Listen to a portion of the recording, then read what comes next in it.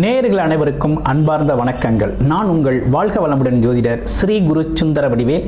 இப்போ பார்த்தீங்கன்னா 2025 கார்த்திகை மாத பலாபலன்கள் எப்படி இருக்க போகுது, என்ன செய்யலாம் அப்படிங்கிறதை பற்றி ஒவ்வொரு ராசிக்கும் விரிவாக தெளிவாக நம்ம பார்க்க இருக்கிறோம். அந்த வகையில் இப்போ கார்த்திகை மாதம் அப்படின்னாலே மிகப்பெரிய சிறப்பு வாய்ந்த மாதம் கார்த்திகை மாதம். ஏன்னா சூரிய பகவான் பார்த்தீங்கன்னா காலச்சக்கரத்தின் 8ஆம் இடத்துல இருந்து அருள்பளிக்கக்கூடிய ஒரு அற்புதமான மாதமாக இந்த மாதம் அப்படிங்கிறது அமைஞ்சிருக்குது. அதுலேயும் மிக மிக சிறப்பு அப்படின்னு எடுத்துக்கிட்டோம்னா திருவண்ணாமலை தீபம். கார்த்திகை மாதம்னால எல்லாருக்குமே ஞாபகத்துக்கு வரக்கூடியது தீபம் தான். அப்போ திருவண்ணாமலை தீபம் அப்படிங்கிறது அது ஒரு பக்கம் இருந்தாலும் பரணி தீபம் அப்படிங்கிறது நம்ம வீட்டில் ஏற்றுறது உண்டு. இந்த பரணி தீபம் அப்படின்னு பார்த்தோம்னாக்க நம்மளோட முன்னோர்கள் பித்திருக்கள் சம்பந்தப்பட்ட விஷயத்துக்கும் அதே போல் குடும்பத்தின் மகிழ்ச்சி, சுபிச்சம், செல்வாக்கு, வசதி, லட்சுமி கடாட்சம் போன்ற அனைத்து விஷயங்களுக்குமே பார்த்தீங்கன்னா அந்த தீபம் ஏற்றி வழிபாடு செய்கிறது அப்படிங்கிறது வந்து மிக முக்கியமான ஒரு விஷயமாக இருக்குது. அப்போ இந்த கார்த்திகை மாதத்தில் இந்த கார்த்திகை தீபம் அப்படிங்கிறது பார்த்தீங்கன்னா கொண்டாடப்பட வேண்டிய மிகப்பெரிய முக்கியமான நிகழ்வாக இது இருக்குது. அதுலேயும் குறிப்பாக திருவண்ணாமலை தீபத்தை பார்க்குறது அப்படிங்கிறது பார்த்தீங்கன்னா மிகப்பெரிய புண்ணிய பாக்கியம் அப்படிங்கிறது கிடைக்கும் அப்படிங்கிறதும், அதே போல் முன்னோர்கள் சாப நிவர்த்தி சரியாகும் அப்படிங்கிறதும், திருமணம் சார்ந்த விஷயங்கள், குடும்பத்தின் மகிழ்ச்சி சார்ந்த விஷயங்கள், குழந்தை பாக்கியம் சம்பந்தப்பட்ட விஷயங்கள்லாம் பார்த்தீங்கன்னாக்க வேண்டுதலோடு இந்த திருவண்ணாமலை தீபம் கிரிவலம் சென்று பார்க்கையில் அது அற்புதமாக உங்களுக்கு அங்கே இருக்கக்கூடிய சித்தர்கள் சார்ந்த விஷயங்கள் எல்லோருமே அருள்பளித்து உங்களுக்கு அதற்கான விஷயங்கள் நீங்கள் என்ன நோக்கம் என்ன எண்ணத்திற்காக சென்றீங்களோ அந்த விஷயம் நடைபெறுவதற்கான அருள்பளிக்கக்கூடிய ஒரு அற்புதமான விஷயம் அப்படிங்கிறது இந்த திருவண்ணாமலை தீபம் இந்த கார்த்திகை மாதத்தில் வரக்கூடிய மிகப்பெரிய சிறப்பாக இருக்குது. அடுத்து இப்போ ஒவ்வொரு மாதமும் நம்ம ஒவ்வொரு ராசிக்கும் என்னென்ன விதமான பலன்கள் இருக்குது அப்படிங்கிறதை பற்றி கிரக மாற்றங்கள், கிரக பயிற்சிகள் அதை பொறுத்து ஒவ்வொருத்தருக்கும் ஒவ்வொரு விதமான பலன்களும் நட்சத்திர பலன்களும் சேர்த்து நம்ம கொடுத்துக்கிட்டு இருக்கோம். அந்த வகையில் பார்த்தீங்கன்னா இப்போ இந்த கார்த்திகை மாதத்தில் நடந்திருக்கக்கூடிய கிரக மாற்றங்களால் என்னென்ன விஷயங்கள் உங்களோட வாழ்க்கையில் எது சார்ந்த முயற்சிகள் கை கொடுக்கும், எது சார்ந்த விஷயத்தில் கொஞ்சம் தாமதமாக எடுத்துக்கலாம் அப்படிங்கிறதை பற்றி முழுமையாக விரிவாக நம்ம இப்போ பார்க்க இருக்கிறோம். இப்போ உங்களுடைய ராசிக்கு எப்படி இருக்கும் அப்படிங்கிறத விரிவாக பார்ப்போம். காலச்சக்கரத்தின் 8வது ராசியாக இருக்கக்கூடிய விருச்சிக ராசி அன்பர்களுக்கு இப்போ என்ன மாதிரி பலன்கள் இந்த கார்த்திகை மாதத்தில் இருக்குது, கிரக நிலைகள்லாம் எப்படி இருக்குது அப்படிங்கிறதை பற்றி இப்போ முழுசாக நம்ம பார்த்துருவோம். அப்படி பார்க்கையில் உங்களுடைய ராசியிலேயே உங்களுடைய ராசிநாதன் சொல்லக்கூடிய செவ்வாய் பகவான் அமர்ந்திருக்கிறார். அதுவும் ஆட்சி பெற்று அமர்ந்திருக்கிறார். இது ஒரு நல்ல விஷயம். ரெண்டாவது பாருங்க, உங்களோட செவ்வாய் பகவானோட சேர்ந்து தொழில் அதிபதி அப்படின்னு சொல்லக்கூடிய சூரிய பகவானும் சேர்ந்திருக்கிறார். வேலை தொழில் அதிபதினு சொல்லக்கூடிய சூரிய பகவானும் சேர்ந்திருக்கிறார். அடுத்து புதன் இருக்கக்கூடிய ஒரு அமைப்பு அப்படிங்கிறது இருக்குது. புதன் யாரு? உங்களுக்கு லாபாதிபதி புதன். அப்போ ஒரு நல்ல அமைப்பு அப்படிங்கிறது விருச்சிக ராசிக்கு ரொம்ப நாளைக்கு பிறகு இன்னைக்கு தான் உருவாயிருக்கு. இப்போ தான் இந்த மாதத்தில் தான் அமர்ந்து இருக்கக்கூடிய ஒரு அற்புதமான ஒரு அமைப்பு அப்படிங்கிறது ஏற்பட்டிருக்கு. சரி, ஓகே. இந்த மாதிரி இருக்கக்கூடிய இந்த கிரக நிலையில் மற்ற கிரகங்கள்லாம் எப்படி இருக்குது அப்படின்னு பார்த்தீங்கன்னா 4ஆம் இடத்துல ராகு பகவானும் 5ஆம் இடத்துல பார்த்தோம் அப்படின்னு கேட்டிங்கன்னாக்க 5ஆம் இடத்துல பாருங்க உங்கள் ராசிக்கு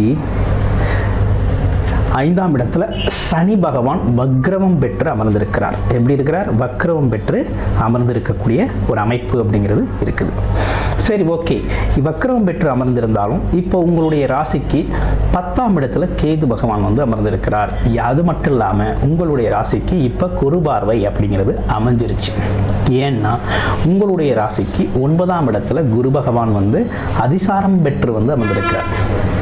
இப்படிப்பட்ட கிரக அமைப்புகளோடு இருக்கக்கூடிய உங்களுக்கு இப்போ விருச்சிக ராசிக்கு என்னெல்லாம் நடக்கும், என்னெல்லாம் செய்யலாம் அப்படின்னு பார்க்க போகிறோம்.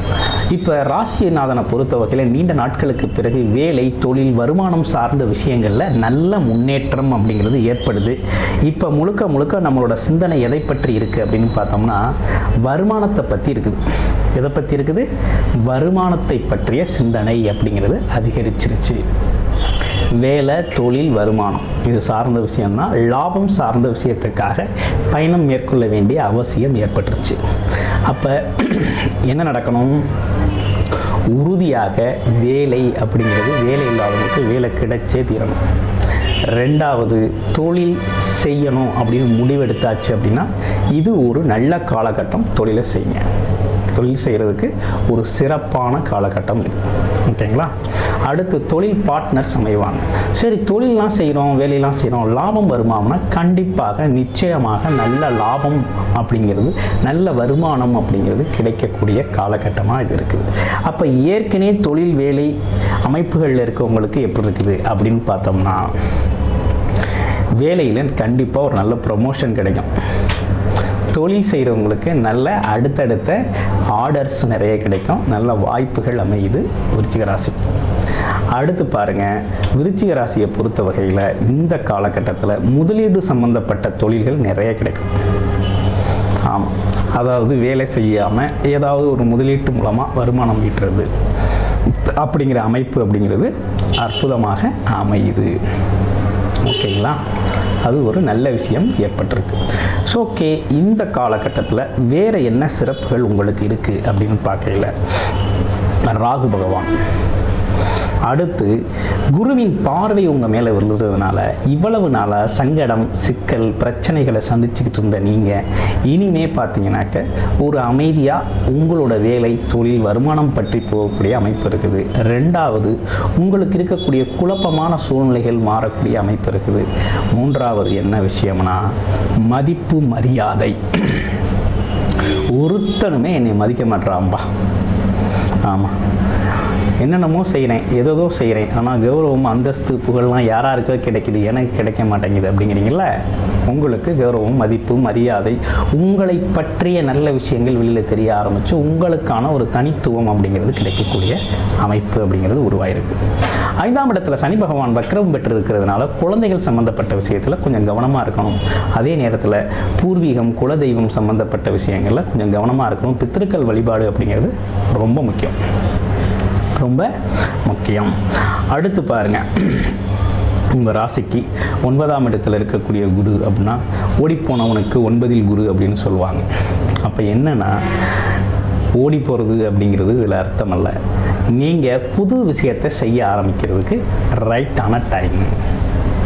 அது எது சார்ந்து செய்கிறது அப்படின்னா, இடம், வீடு, பூமி, அது மட்டும் இல்லாமல் வேலை, தொழில், வருமானம் பற்றி ஒரு புது விஷயம், புது முயற்சி செய்கிறதுக்கு அதுலேயும் பார்த்தீங்கன்னா நல்ல காலம்.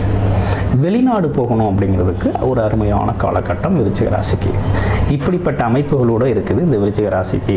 இன்னொரு மகாத்தான ஒரு நல்ல விஷயம் என்னன்னு கேட்டிங்கன்னா, இந்த காலகட்டத்தில் அரசு காரியங்கள் அனைத்தும் உங்களுக்கு சாதகமாக நடக்கும்.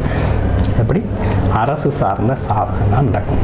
இப்போ படிக்கிற குழந்தைகள், இல்லை வேலைக்காக முயற்சி செய்கிறவங்க, இவங்களுக்கெல்லாம் எப்படி இருக்க போகுது அப்படின்னு பார்த்தோம்னா, வேலை, தொழில், வருமானம் இது சார்ந்து அரசு துறையில் இருக்கிறவங்களுக்கு நல்ல ஆதாயம் கிடைக்கக்கூடிய காலகட்டமாக இருக்குது.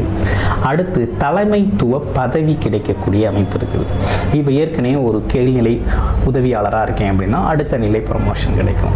அல்லது ஆல்ரெடி நான் ஒரு நல்ல ப்ரமோஷனில் இருக்கேன் அப்படின்னா அதுக்கு அடுத்த நிலை தலைமைத்துவம் அப்படிங்கிற ஒரு இடத்துக்கு போகக்கூடிய அமைப்பு அப்படிங்கிறது நல்லா இருக்குது. ஸோ அருமையான ஒரு காலகட்டமாக இந்த காலகட்டம் அப்படிங்கிறது உங்களுக்கு அமைஞ்சிருக்கு. சரி, இவ்வளவு நல்ல விஷயங்கள் இருக்குதே, இவை அனைத்தும் பயன்படுத்தி கொள்ள முடியுமா அப்படின்னா, உங்களுடைய பிறப்பு ஜாதகத்தில் என்ன நிலை அப்படின்னு பாருங்கள். ஜாதகத்தில் என்ன நீங்கள் இலக்கணம், உங்களுக்கு இப்போ நடந்துக்கிட்டு இருக்க தசாபுத்தி அமைப்பு என்ன, ஒரு நல்ல தசாபுத்தி அமைப்புகள் நடக்கணுங்க. அதுலேயும் குறிப்பாக பார்க்க போனோம்னா, ராகு கேதுவோட திசை புத்திலாம் நடக்கக்கூடாது. ரெண்டாவது, சனி வக்ரம் பெற்றிருந்து நடக்கக்கூடாது. அடுத்து பாருங்கள், கிரகங்கள் அஸ்தமனம், நீசம் பெற்ற கிரகங்களோட தசாபுத்திகள்லாம் நடக்கக்கூடாது. ஒரு நல்ல தசாபுத்தி அமைப்பு நடக்குது அப்படின்னா இப்போ இருக்க பாசிட்டிவான அனைத்து விஷயத்தையும் நீங்கள் பயன்படுத்தி கொள்ள முடியும். ரொம்ப அற்புதமாக அமைச்சுக்கலாம்.